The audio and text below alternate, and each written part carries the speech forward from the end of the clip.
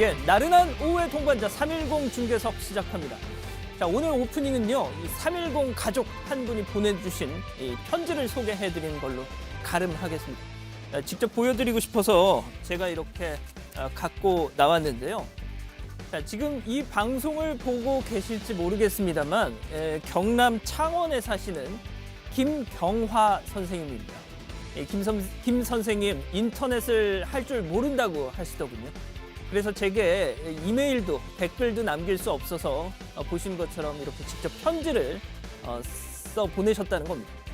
제가 언제고 이 시청률 얘기를 하면서 제발 한 번만 도와주십시오. 거의 읍소를 했던 적이 있었죠. 그 모습이 약간 우습기도 하고 좀 불쌍해 보이셨던 모양입니다. 청소를 하시다가 잠깐 멈추고 식탁에 앉아서 이 편지를 쓰셨다면서 앞으로 꼭 310 중계석 챙겨보겠다 라는 말도 하시더군요. 최근 아시다시피 계속 이 태풍 오고 매일 비바람 불고 그랬잖아요. 그런데 이 편지 한 통을 보내시려고 읍내 우체국까지 가셔가지고 붙이신 걸 보고 저는 정말 눈물이 좀 핑 돌았습니다. 요즘 기대만큼 시청률이 나오질 않아서 저희 제작진 모두가 좀 낙담해하고 있었는데 이 덕분에 정말 힘을 낼 수 있었습니다. 김경화 선생님 정말 감사드립니다. 자, 오늘 준비한 소식 전해드리죠. 먼저 이낙연 카카오 들어와 윤영찬의 경고. 다음은 코로나는 사기극 외국발 가짜뉴스까지. 마지막 시진핑 14억의 승리 코로나 자축 파티 이렇게 준비했습니다. 자, 어제 시청률과 함께 310 중계석 시작하죠.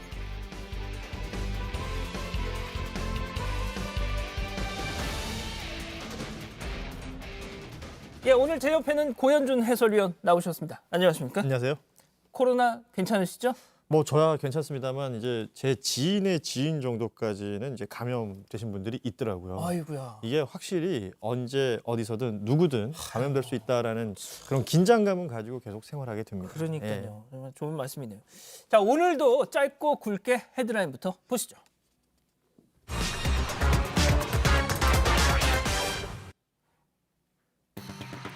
카카오 들어오라 하생 여의도 발칵입니다. 예, 어제 카메라에 잡힌 민주당 윤영찬 의원의 그 본회의장 까똑 때문에 카톡은 아니었고요. 텔레그램이었어요. 예, 그렇습니다. 예. 저희가 그냥 일단 그렇게 쉽게 이해하시라고 네네. 표현을 했는데 지금 여의도 발칵 뒤집혀졌습니다. 지금 바로 국회로 가보시죠.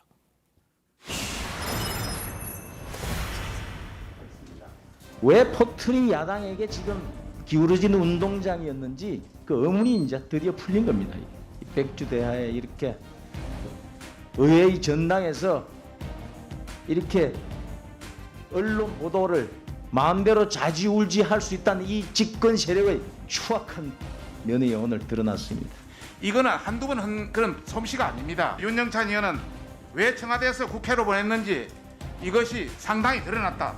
여야 대표의 연설에 왜 이렇게 차이가 나는지 이걸 알아봐야 되겠다라고 생각을 했고요. 의원님들께서 이 사안을 정치적인 사안으로 끌고 가시는 것에 대해서 대단히 유감스럽고요. 자, 앞서 보신 저겁니다. 저거. 네.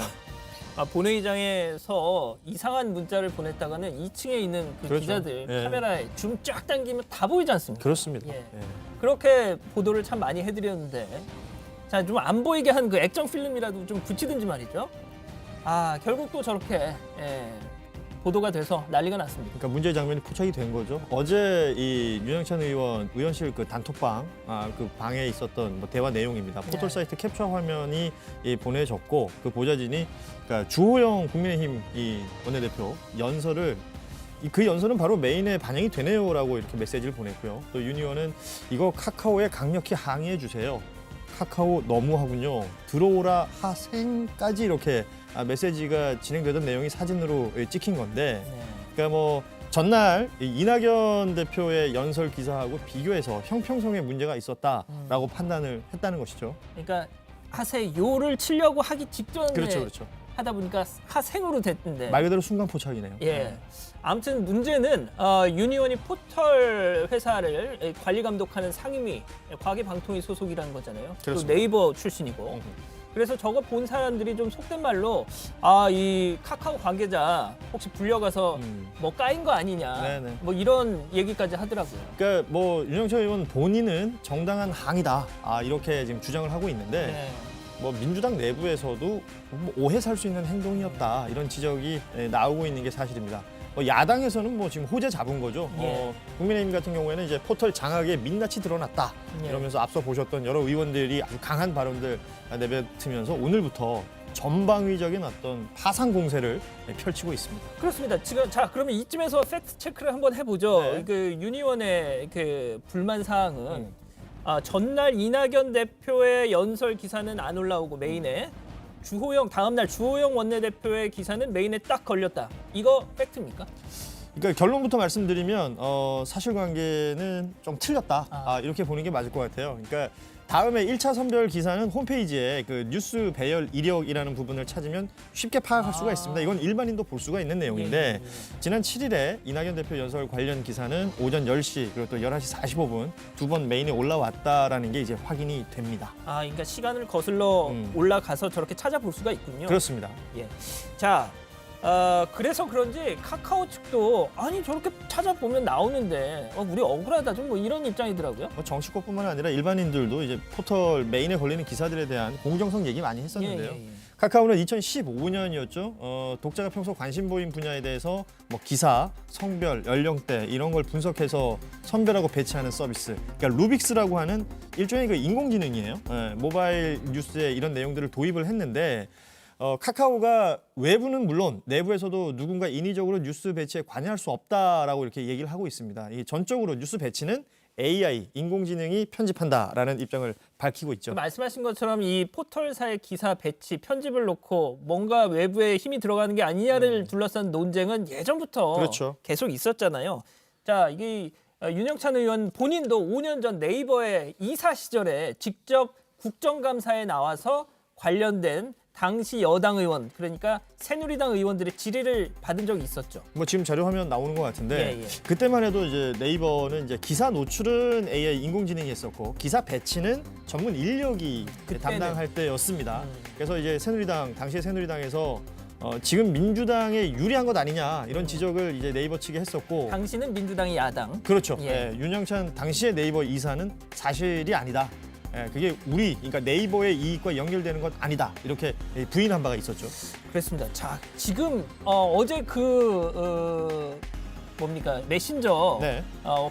포착 영상이 나가고 나서 지금 무슨 얘기까지 나오냐면 자 포털사 출신인 윤영찬 의원도 저러는 거 보니까 AI가 공정하게 기사를 배치한다라는 포털사의 주장 이거 약간 좀 사실이 아닌가 보다 하는 얘기까지 나오더라고요. 그러니까 윤영찬 의원의 이력을 뭐 알고 있는 분들은 더 의구심을 갖는 게 이제 지극히 합리적이다. 뭐 이렇게 얘기할 수도 있을 것 같은데 얼마 전까지 이제 포털의 임원으로도 있었고요. 또 포털 기사 배치 항의를 하는 걸 보면 뭐 사실 저 내용을 모를 리가 없지 않겠느냐라는 추측 충분히 가능하잖아요. 예. 뭐 AI 외에 어떤 인위적인 작용이 들어간 것 아니냐 뭐 이런 의구심들이 생기는 것이죠. 자 그래서 네. 그런지 이 포털 다음 포털의 창업자죠 이재용 전 소카 대표가 이런 말을 했습니다. 윤영찬 의원만큼이나 카카오의 어제 그 해명도 되게 무책임하다. 이게 어떤 뜻입니까? 그러니까 이재용 전 대표가 했던 얘기는 과연 뉴스 편집을 AI, 인공지능이 전담하면 이 뉴스의 중립성이 괜찮은 것이냐 이렇게 글을 올렸어요. 그러니까 포털에 AI가 했으니까 우린 중립적이다라고 말하는 것도 이 윤영찬 의원의 항의만큼이나 좀 무책임한 답변이 아니냐라는 지적을 했는데 이 전 대표가 지적한 이 AI의 중립성 문제, AI 학계에서도 여전히 논쟁적인 주제가 되는데 뭐 AI 설계자 또 기존 데이터의 어떤 편향성 이런 것들이 AI가 왜 딥러닝이라고 계속해서 학습을 하잖아요. 이런 데 영향을 줄 수 있는 것 아니냐. 뭐 이런 의혹도 가능한 거죠. 알고리즘을 짠 건 또 사람이니까. 그렇죠. 예. 네. 자, 그래서 오늘 민주당 이낙연 대표가 윤영찬 의원 논란과 관련된 입장 내놨습니다. 잠깐 보시죠. 우리 당 대표 연설과 야당 대표 연설을 불공정하게 다루었다. 문제의식을 갖고 있었다고 합니다마는 그럼에도 불구하고 오해를 살 수 있다고 생각합니다. 엄중하게 주의를 드립니다. 저를 포함해서 모든 의원님들이 국민께 오해를 사거나 걱정을 드리는 운동을 하지 않도록 새삼 조심해야겠습니다. 원내대표께서 이에 관한 고민을 해주시기 바랍니다. 이상입니다. 네.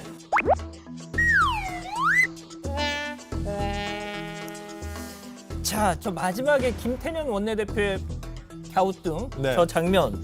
그러니까 이낙연 대표가 원내대표가 좀 고민을 해주길 바란다라고 하니까 약간 이게 어떤 의미일까요? 지금 바로 옆에 앉아 있잖아요. 그러니까 이낙연 대표가 김태년 원내대표에게 고민해줬으면 좋겠다 이렇게 얘기를 했던 부분에 대해서 아무래도 이제 윤영찬 의원이 이제 과방위 아시는 것처럼 이제 과학기술정보통신방송위원회 이 과방위 소속의 의원이니까 그 상임위에서 뭐 우리 흔히 사보임이라는 얘기 많이 하는데 빼라 그런 것을 이제 원내대표가 소관을 하는 거다 그렇죠. 보니까 그걸 결정하라라는 뜻으로 읽히지 않겠느냐 뭐 이런 분석들 나오는데요.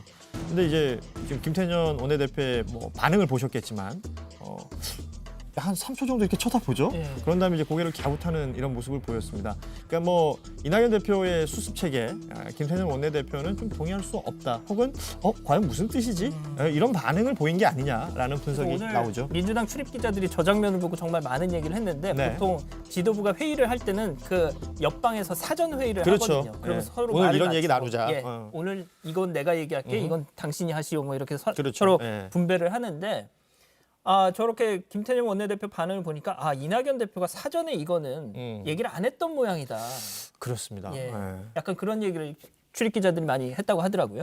자, 어쨌든 이낙연 대표, 김태년 원내대표 회의 끝나고 바로 청와대로 가서 문재인 대통령 만났죠. 그렇습니다. 문재인 대통령 오늘 오전 민주당 새 지도부를 초청해서 간담회를 가졌습니다. 문재인 대통령은 이제 국가적으로 아주 위중하고 엄중한 상황이다라면서 협치를 여러 번 강조를 했습니다.